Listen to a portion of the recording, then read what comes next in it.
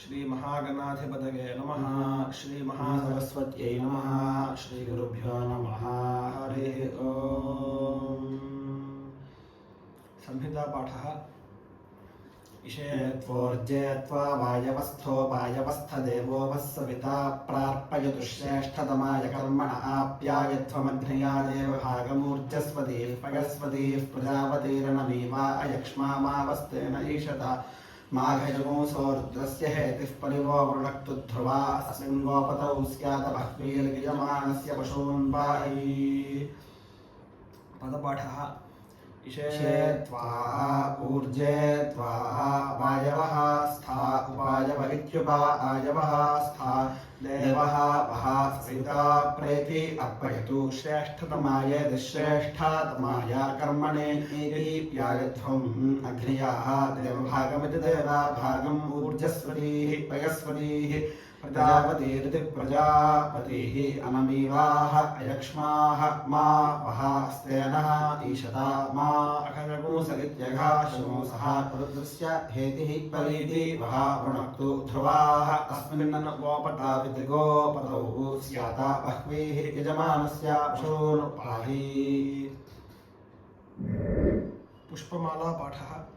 इषेत्वा त्वेषे इषेत्वा त्वोर्जे ऊर्जे त्वा त्वोर्जे ऊर्जे त्वा त्वोर्जे ऊर्जे त्वा त्वा वायवः वायवस्त्वा त्वा वायवः वायवस्था स्थवायवः वायवस्था स्थोपायवः उपायवस्था स्थोपायवः उपायवस्था स्थोपायवः उपायवस्था पायव इत्युपायवः स्थदेवः देवस्था स्थदेवः देवो वः गोदेवः देवो वः वस्सविता सवितावः वस्सविता सविता प्रसविता सविता प्रार्पयतु अर्पयतु प्रार्पयतु अर्पयतु श्रेष्ठतमाय श्रेष्ठतमाय अर्पयतु अर्पयतु श्रेष्ठतमाय श्रेष्ठतमाय कर्मणे कर्मणे श्रेष्ठतमाय श्रेष्ठतमाय कर्मणे श्रेष्ठतमायेति श्रेष्ठतमाय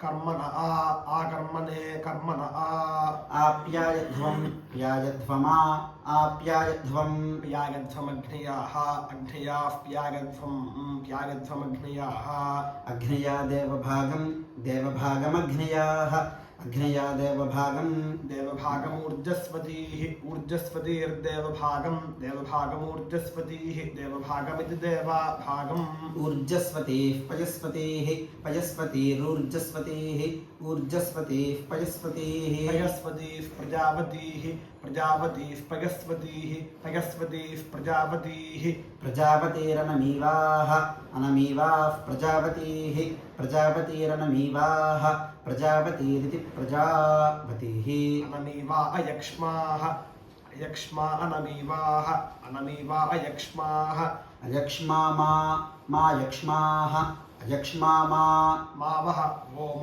मावः अस्तेनः स्तेनो वः अस्तेनः स्तेन ईशता ईशतस्तेनः स्तेन ईशता ईशतमा मेषत ईशतमा माघशगुंसः अघशगुंसो माघशगुंसः अघशगुंसो रुद्रस्य रुद्रस्याघशगुंसः अघशगुंसो रुद्रस्य अघशगुंस इत्यघशगुंसः रुद्रस्य हेतिः हेति रुद्रस्य हेतिः हेतिः परिहेतिः हेतिः परिवः वः परिवः वो वृणक्तु वः वो वृणक्तु ध्रुवाः ध्रुवा वृणक्तु ध्रुवाः ध्रुवा अस्मिन् ध्रुवाः ध्रुवा अस्मिन् गोपतौ अस्मिन् गोपतौ स्यात गोपतौ स्यात गोपताविति गोपतौ स्यात बह्वीः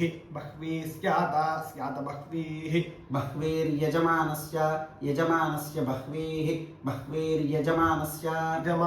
पशून् यजमानस्य पशून् पाहि पशून् पाहि पाहीति पाहि। हरिः ओम्।